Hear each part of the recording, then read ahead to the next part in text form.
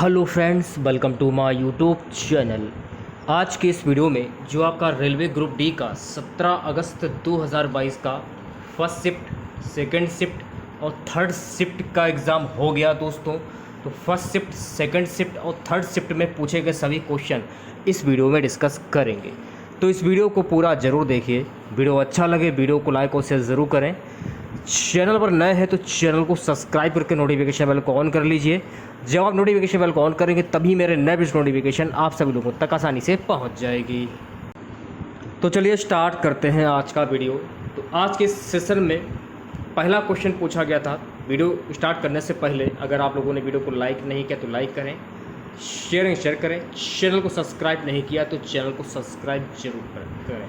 पहला क्वेश्चन पूछा गया था 2017 में स्मृति ईरानी के पास कौन सा मंत्रालय था। तो 2017 में स्मृति ईरानी के पास कपड़ा मंत्रालय था। आज के इस वीडियो की पीडीएफ फाइल आप हमारे टेलीग्राम ग्रुप से प्राप्त कर सकते हैं। टेलीग्राम ग्रुप का लिंक जो है वीडियो के डिस्क्रिप्शन में दिया गया है। नेक्स्ट क्वेश्चन पूछा गया था जल्लीकट्टू त्यौहार किस राज्य से संबंधित है। तो जल्लीकट्टू त्यौहार जो है गाइस ये तमिलनाडु से संबंधित है। जल्लीकट्टू तमिलनाडु के ग्रामीण इलाकों का एक परंपरागत खेल है जो पोंगल त्यौहार पर आयोजित कराया जाता है और जिसमें बैलों से इंसानों की लड़ाई कराई जाती है। जल्लीकट्टू को तमिलनाडु के गौरव तथा संस्कृति का प्रतीक कहा जाता है। ये 2000 साल पुराना खेल है जो उनकी संस्कृति से जुड़ा है। नेक्स्ट क्वेश्चन गाइस पूछा गया था कि विटामिन डी का रासायनिक नाम क्या है। तो विटामिन डी का रासायनिक नाम है कैल्सीफेरोल। ये आपको ध्यान में रखना है, ठीक है। नेक्स्ट क्वेश्चन पूछा गया था रक्त का थक्का बनने में कौन सा विटामिन मदद करता है। रक्त का थक्का बनने में विटामिन के मदद करता है। अगला क्वेश्चन पूछा गया था मिल्क ऑफ मैग्नीशिया का सूत्र पूछा गया था। तो MgOH उसकी पावर 2। अगला क्वेश्चन गाइस पूछा गया था एलिसा टेस्ट किसका पता लगाने के लिए किया जाता है। तो एलिसा टेस्ट जो है ये एड्स का पता लगाने के लिए किया जाता है।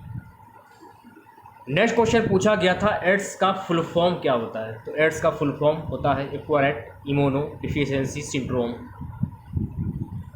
नेक्स्ट क्वेश्चन पूछा गया था राजीव गांधी खेल रत्न पुरस्कार का नाम मेजर ध्यानचंद पुरस्कार कब किया गया। तो राजीव गांधी खेल रत्न पुरस्कार का नाम मेजर ध्यानचंद पुरस्कार अगस्त 2021 में किया गया। खेल रत्न पुरस्कार जिसे आधिकारिक तौर पर मेजर ध्यानचंद खेल रत्न पुरस्कार अनुवाद Major Dhyanchand sports jewel award के रूप में जाना जाता है, जिसे पहले खेल और खेलों में राजीव गांधी खेल रत्न पुरस्कार के रूप में जाना जाता था। भारत का सर्वोच्च खेल सम्मान है। यह युवा मामले और खेल मंत्रालय द्वारा प्रतिवर्ष प्रदान किया जाता है। नेक्स्ट क्वेश्चन पूछा गया था भारत के प्रथम लोकपाल। तो भारत के प्रथम लोकपाल पूर्व न्यायाधीश justice PC Ghosh. Next question पूछा गया था पहली पंचवर्षीय योजना के समय योजना आयोग के अध्यक्ष कौन थे। तो पहली पंचवर्षीय योजना आयोग के समय योजना आयोग के अध्यक्ष थे पंडित जवाहरलाल नेहरू। उपाध्यक्ष गुलजारी लाल नड्डा। एक बात आपको ध्यान में रखना है कि पंडित शब्द को हटाकर अब यहाँ पर इनको कर दिया गया श्री जवाहरलाल नेहरू कर दिया गया है, ठीक है। पेरियार नदी कहाँ पर है। तो गाइस पेरियार नदी जो है ये केरल में है। पेरियार भारत के केरल राज्य की सबसे लंबी और बड़ी नदी है। ये तमिलनाडु राज्य में पश्चिमी घाट की ऊंचाइयों में आरंभ होती है। केरल में जल विद्युत का सबसे बड़ा स्रोत इदुक्की बांध इसी पर बना हुआ है। राज्य के कई मुख्य नगरों में जल इसी नदी से प्राप्त होता है। नेक्स्ट क्वेश्चन पूछा गया था भारत का नेपोलियन किसे कहा जाता है। तो भारत का नेपोलियन समुद्रगुप्त को कहा जाता है। समुद्रगुप्त वंश का एक शक्तिशाली राजा था जो चंद्रगुप्त प्रथम और कुमार देवी का पुत्र था। उसने लगभग पूरे भारत को जीत लिया था। वो कभी किसी युद्ध में नहीं हारा। इतिहासकार VA स्मिथ ने उसे भारत का नेपोलियन कहा है। 13वां क्वेश्चन देखिएगा क्या पूछा गया था पंचायती राज व्यवस्था सबसे पहले किस राज्य में शुरू की गई थी। तो पंचायती राज व्यवस्था सबसे पहले राजस्थान में शुरू की गई थी। अगला क्वेश्चन प्रकाश संश्लेषण की अभिक्रिया का संतुलित समीकरण ये पूछा गया था। तो कार्बन डाइऑक्साइड प्लस पानी प्लस प्रकाश ऑफिस भाग नहीं लेता बल्कि इस अभिक्रिया के लिए प्रकाश की उपस्थिति आवश्यक है। इस रासायनिक क्रिया में कार्बन डाइऑक्साइड के 6 अणुओं और जल के 12 अणुओं के बीच रासायनिक क्रिया होती है, जिसके फलस्वरूप ग्लूकोज के 1 अणु, जल के 6 अणु तथा ऑक्सीजन के 6 अणु उत्पन्न होते हैं। शांति का नोबेल पुरस्कार 2021 में किसे दिया गया था। तो शांति का नोबेल पुरस्कार 2021 में मारिया रेसा और दिमित्री मुराटोव को दिया गया था। नेक्स्ट क्वेश्चन पूछा गया था एनवायरनमेंट डे की थीम। तो एनवायरनमेंट डे की थीम है ओनली वन अर्थ। इस साल पर्यावरण दिवस की थीम ओनली वन अर्थ यानी कि केवल एक पृथ्वी है। 1972 में स्टॉकहोम में सम्मेलन हुआ जिसमें ओनली वन अर्थ नारा ही दिया गया। इसके बाद से वार्षिक वैश्विक कार्यक्रम की शुरुआत हुई। अगला क्वेश्चन पूछा गया था हीलियम की ऑक्सीजन संख्या क्या है। तो हीलियम की ऑक्सीकरण संख्या है 0। अगला क्वेश्चन पूछा गया था आर्य राजेंद्र कहाँ की सबसे युवा मेहरबानी। तो आर्य राजेंद्र कहाँ की है, तिरुवनंतपुरम केरल। पश्चिम बंगाल के राज्यपाल कौन हैं। पश्चिम बंगाल के राज्यपाल हैं जगदीप धनखड़। अगर मुख्यमंत्री पूछा जाए तो मुख्यमंत्री है ममता बनर्जी। राजधानी पूछा जाए तो राजधानी है कोलकाता। पश्चिम बंगाल की राजधानी है कोलकाता। ओम का नियम पूछा गया था। ओम का नियम क्या होता है, V बराबर IR। ऑयल ऑफ विट्रियोल एक क्वेश्चन था। तो ऑयल ऑफ विट्रियोल का सूत्र क्या होता है, H2SO4। अगला क्वेश्चन गाइस पूछा गया था कवक जनित रोग। तो कवक जनित रोग होता है एथलीट फुट, दांत, खाज, गंजापन। एक क्वेश्चन आपका अनुच्छेद 231 से पूछा गया था 2 या 2 से अधिक राज्यों के लिए हाई कोर्ट बनाया जा सकता है। उच्च न्यायालयों की अधिकारिता का संघ राज्य क्षेत्रों पर विस्तार संविधान के अनुच्छेद 231 के अनुसार संसद विधि द्वारा 2 या अधिक राज्यों के लिए अथवा 2 या अधिक राज्यों और किसी संघ राज्य क्षेत्र के लिए एक ही उच्च न्यायालय स्थापित कर सकेगी। नेक्स्ट क्वेश्चन गाइस पूछा गया था दांडी यात्रा कब शुरू की गई थी। तो दांडी यात्रा जो है 12 मार्च 1930 को शुरू की गई थी। अंग्रेज़ों के नमक उत्पादन पर एकाधिकार को खत्म करने के लिए महात्मा गांधी ने दांडी मार्च का आह्वान किया था। इसकी शुरुआत 12 मार्च 1930 को साबरमती आश्रम से हुई थी और 6 अप्रैल को यह यात्रा दांडी पहुंची। नेक्स्ट क्वेश्चन गाइस पूछा गया था कि वैक्सीन मैत्री अभियान। तो जो वैक्सीन मैत्री अभियान था कोरोना के वैक्सीन मालदीव, नेपाल, म्यांमार और बांग्लादेश आदि को मुहैया कराया गया था। अगला क्वेश्चन गाइस पूछा गया था CV रमन को नोबेल पुरस्कार कब दिया गया। तो CV रमन को नोबेल पुरस्कार वर्ष 1930 में दिया गया था। सर चंद्रशेखर वेंकट रमन 7 नवंबर 1888 21 नवंबर 1970 एक भारतीय भौतिक विज्ञानी थे जो प्रकाश प्रकीर्णन के क्षेत्र में अपने काम के लिए जाने जाते थे। अपने द्वारा विकसित एक स्पेक्ट्रोग्राफ का उपयोग करते हुए उन्होंने और उनके छात्र KS कृष्ण ने पाया कि जब प्रकाश एक पारदर्शी सामग्री को पार करता है तो विक्षेपित प्रकाश इसकी तरंग दर और आवृत्ति को बदल देता है। यह घटना प्रकाश का एक अज्ञात प्रकार का प्रकीर्णन जिसे वे संशोधित प्रकीर्णन कहते थे। बाद में रमन प्रभाव या रमन बिखर रहा है। रमन को इस खोज के लिए वर्ष 1930 का भौतिकी का नोबेल पुरस्कार मिला और वह विज्ञान की किसी भी शाखा में नोबेल पुरस्कार पाने वाले पहले एशियाई थे। 27वां क्वेश्चन गाइस देखिए क्या पूछा गया था। बाल साहित्य पुरस्कार 2021 कितनी भाषाओं में दिया गया। तो बाल साहित्य पुरस्कार 2021 में कुल 22 भाषाओं में दिया गया। वर्तमान में CGA कौन है। तो वर्तमान में CGA है श्रीमती सोनाली सिंह। आत्महत्या की थैली किसे कहा जाता है। तो आत्महत्या की थैली लाइसोसोम को कहा जाता है। ये आपको ध्यान में रखना है। अगला क्वेश्चन MIC गैस का पूरा नाम क्या है। तो MIC गैस का पूरा नाम है मिथाइल आइसोसाइनाइड। ये आपको ध्यान में रखना है। अगला क्वेश्चन पूछा गया था जैन धर्म के जिन शब्द का अर्थ क्या होता है। तो जिन शब्द का अर्थ होता है जीतने वाला। अगला क्वेश्चन गाइस पूछा गया था कि वसवराज बोम्बई किस राज्य के मुख्यमंत्री हैं। तो वसवराज बोम्बई जो हैं ये कर्नाटक राज्य के मुख्यमंत्री है। अगर राज्यपाल पूछा जाए तो राज्यपाल है थावरचंद गहलोत। राजधानी पूछा जाए अगर तो राजधानी है कर्नाटक की बेंगलुरु। ठीक है, ये आपको ध्यान में रखना है। पीएच की फुल फॉर्म क्या होती है। तो पीएच की फुल फॉर्म होती है पार्टिकल ऑफ हाइड्रोजन। अमरकंटक से कौन सी नदी निकलती है। तो अमरकंटक से नर्मदा और सोन नदी निकलती है। ये आपको ध्यान में रखना है। कार्बन का अप्रूव पूछा गया था। तो कार्बन का अप्रूव होता है हीरा, ग्रेफाइट, कोयला, कोक और चारकोल। 2021 का द्रोणाचार्य पुरस्कार संध्या गुरुंग को किस खेल के लिए दिया गया है। तो 2021 का द्रोणाचार्य पुरस्कार संध्या गुरुंग को बॉक्सिंग के क्षेत्र में दिया गया है। सबसे बड़ा नदी द्वीप कौन सा है, ये क्वेश्चन पूछा गया था। सबसे बड़ा नदी द्वीप है माजुली द्वीप। मानव विकास सूचकांक 2021 में भारत का कौन सा स्थान है। तो मानव विकास सूचकांक 2021 में भारत का स्थान है 131वां। पहले स्थान पर है नॉर्वे।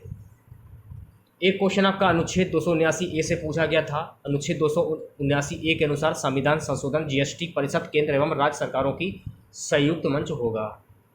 स्टैचू ऑफ यूनिटी की ऊंचाई पूछी गई थी, तो स्टैचू ऑफ यूनिटी की ऊंचाई 182 मीटर। नेक्स्ट क्वेश्चन पूछा गया था अनुच्छेद 51 किस भाग में, तो अनुच्छेद 51 जो है ये भाग 4 मौलिक कर्तव्यों से रिलेटेड है। ये महिला के लिए पंचायत समिति में आरक्षण, तो महिला के लिए पंचायत समिति में जो आरक्षण है 1/3। एक क्वेश्चन आपका अनुच्छेद 48A से पूछा गया था, तो इसका अर्थ होता है राज्य सरकार को निर्देश देता है कि वह पर्यावरण की सुरक्षा और उसमें सुधार सुनिश्चित करे तथा देश के वनों तथा वन्य जीव की रक्षा करे। निजामुद्दीन औलिया की दरगाह पूछी गई थी, तो निजामुद्दीन औलिया की दरगाह है नई दिल्ली।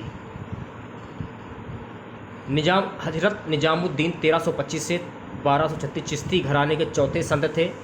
इस सूफी संत ने वैराग्य और सहनशीलता की मिसाल पेश की। कहा जाता है कि इस प्रकार के ये सभी धर्मों के लोगों में लोकप्रिय बन गए। हजरत मोहम्मद साहब ने 52 वर्ष की आयु में प्राण त्यागे और उसी वर्ष उनके मकबरे का निर्माण आरंभ हो गया, किंतु इसका नवीनीकरण 1562 तक होता रहा। दक्षिणी दिल्ली में स्थित हजरत निजामुद्दीन औलिया का मकबरा सूफी काल की एक पवित्र दरगाह है। विटामिन B12 का रासायनिक नाम पूछा गया था, तो विटामिन B12 का रासायनिक नाम है सियानोकोबाल्मिन। बुझा हुआ चूना का सूत्र क्या होता है, तो बुझा हुआ चूने का सूत्र होता है calcium hydroxide COSO2 power 2। Fleming के बाएं हाथ का नियम पूछा गया था, तो फ्लेमिंग के बाएं हाथ का नियम था अंगूठा बल, उंगली, चुंबकीय क्षेत्र और विद्युत। फ्लेमिंग के बाएं हाथ का नियम, इस नियम के अनुसार यदि हम अपने बाएं हाथ का अंगूठा, तर्जनी एवं माध्यमा को इस प्रकार समायोजित करें कि वह अपने एक दूसरे के लंबवत हो, तो मध्यमा चालक में प्रभावित धारा की दिशा को तथा तर्जनी चुंबकीय क्षेत्र की दिशा को व्यक्त करती है, तो अंगूठा चालक पर लगने वाले बल की दिशा को व्यक्त करता है। एक क्वेश्चन पूछा गया था दर्पण सूत्र से संबंधित प्रश्न। दर्पण सूत्र वह सूत्र है जिसकी सहायता से वस्तु, बिंब तथा दर्पण के फोकस के मध्य संबंध और गणितीय आकलन किया जा सकता है। दर्पण सूत्र की परिभाषा दर्पण में वस्तु की दूरी u, प्रतिबिंब की दूरी v तथा फोकस दूरी f के बीच संबंध दर्शाने वाले सूत्र को दर्पण सूत्र कहते हैं। 49 क्वेश्चन पूछा गया था राहुल गांधी की लोकसभा सीट जहां से वह चुनाव जीते। राहुल गांधी की लोकसभा सीट जहां से चुनाव जीते थे वो तो वायनाड। निकट दृष्टि दोष या मायोपिया किस लेंस से दूर किया जाता है, तो निकट दृष्टि दोष जो है गाइस 1 मिनट, निकट दृष्टि दोष या मायोपिया जो है ये अवतल लेंस से दूर किया जाता है। वित्त आयोग किस अनुच्छेद में आता है, तो वित्त आयोग 281 अनुच्छेद में आता है। अगला क्वेश्चन गाइस पूछा गया था मोनिश राम किस पहाड़ी से संबंधित है, तो मोनिश राम जो है ये खासी पहाड़ी से संबंधित है। मोनिश राम भारत के मेघालय राज्य के पूर्व खासी हिल्स जिले में स्थित एक बस्ती है। यह राज्य राजधानी शिलांग से लगभग 60.9 किलोमीटर दूर स्थित है। लोहे में जंग लगना किस अभिक्रिया का उदाहरण है, तो लोहे में जंग लगना रेडॉक्स अभिक्रिया का उदाहरण है। क्लोरीन का इलेक्ट्रॉनिक विन्यास क्या है, तो क्लोरीन का इलेक्ट्रॉनिक विन्यास है 2, 8 और 7। नेक्स्ट क्वेश्चन पूछा गया था सोडा की बोतल से कौन सी गैस निकलती है, तो सोडा की बोतल से कार्बन डाइऑक्साइड गैस निकलती है। मायोपिया रोग किस बीमारी से संबंधित, तो मायोपिया रोग जो है निकट दृष्टि दोष से संबंधित है। मन्नार की खाड़ी कहाँ पर स्थित है, तो मन्नार की खाड़ी पाक जल संधि में स्थित है। एनजीटी के चेयरमैन कौन है, ये क्वेश्चन पूछा गया था, तो एनजीटी के चेयरमैन है जस्टिस आदर्श कुमार गोयल। अगला क्वेश्चन गोल्डन फाइबर किसे कहा जाता है, तो गोल्डन फाइबर जूट को कहा जाता है। फलों को पकाने वाला हार्मोन कौन सा है, तो फलों को पकाने वाला हार्मोन है एथिलीन। हिजरी संवत कब शुरू हुआ था, तो हिजरी संवत 16 जुलाई 622 में शुरू हुआ था।